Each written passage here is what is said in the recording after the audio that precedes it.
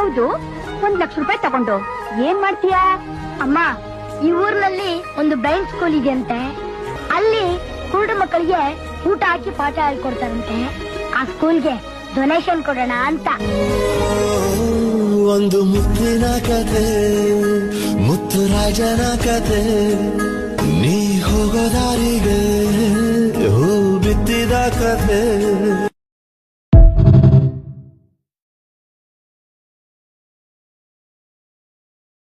ನಿನ್ನ ಕಂಗಳ ಬಿಸಿಯ ಹನಿಗಳು 100 ಕಥೆಯ ಹೇಳಿವೆ.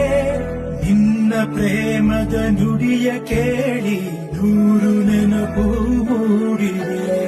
ನಿನ್ನ ಕಂಗಳ ಬಿಸಿಯ ಹನಿಗಳು 100 ಕಥೆಯ ಹೇಳಿವೆ. ನಿನ್ನ ಪ್ರೇಮದ ನುಡಿಯ ಕೇಳಿ 100 ನೆನಪು